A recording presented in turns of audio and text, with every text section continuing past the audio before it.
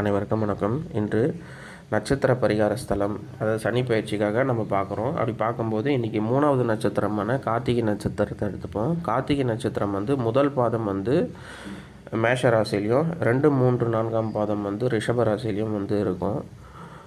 கார்த்திகை நட்சத்திரத்தில் 1ஆம் பாதம் 2ஆம் பாதத்தில் பிறந்தவங்க ஒரு அதிர்ஷ்டசாலியாகவும், 3 மற்றும் 4ஆம் பாதத்தில் பிறக்கக்கூடிய நபர்கள் கொஞ்சம் அதிர்ஷ்டம் குறைவாகவும், அதாவது என்னென்னா இந்த 1ஆம் 2ஆம் பாதங்களில் பிறந்தவங்க குடும்பம் கொஞ்சம் நல்ல அந்த குழந்தைக்கு உதவி செய்யக்கூடிய அளவில் அந்த நட்சத்திரக்காரர்களை பார்த்துப்பாங்க. 3 மற்றும் 4களில் என்னென்னா இது கொஞ்சம் ஏற்றத்தாழ்வு இருக்கும். ஒரு மாதிரி அவங்க செய்கிறதில் கொஞ்சம் கஷ்டப்பட்டு தான் அந்த பசங்களுக்கு செய்கிற மாதிரி இருக்கும். இது குடும்பத்தில் கிடைக்கக்கூடிய உதவியை குறிக்கும். 2வது அந்த நபர்களே கொஞ்சம் புத்தி கூர்மையாகவும் சமயோசித புத்தி உள்ளவர்களாகவும் இருப்பாங்க. ஒரு குறிப்பிட்ட சமயத்தில் எடுக்கக்கூடிய முடிவுகள் எல்லாமே பார்த்தோன்னா பக்கத்தில் இருக்கிறவங்களுக்கே அது பிடிக்காத மாதிரி இருந்தாலும் அது அவங்களுக்கு தேவையான ஒரு முடிவாகவும் இருக்கும். ஏன்னா இந்த நட்சத்திரத்தினுடைய அதிபதி அக்னி பகவான் ஆவார். ஏன்னா அக்னி பகவான் ஏன் அதை கொடுத்துருக்காங்கன்னா, அது ஒரு நெருப்பு நட்சத்திரம் அப்படின்றதுனால, ஒரு வெப்பம் மிகுதியான ஒரு நட்சத்திரம். வான்வீதி மண்டலத்தில் இது பார்த்திங்கன்னா 6 நட்சத்திரங்கள் கூட்டம் சேர்ந்தது கார்த்திகை நட்சத்திரமாக நமக்கு கொடுப்பாங்க.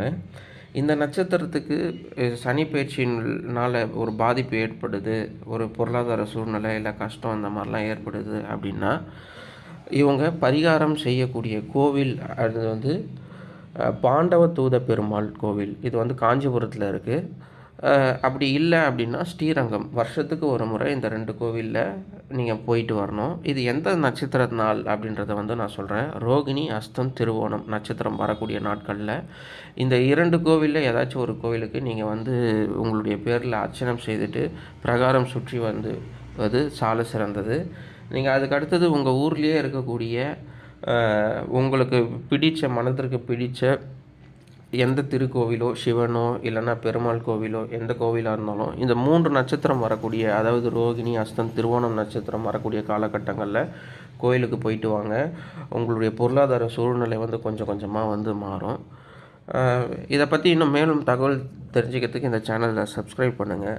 நான் இன்னொரு தலைப்பில் நம்ம அடுத்து சந்திப்போம். நன்றி, வணக்கம்.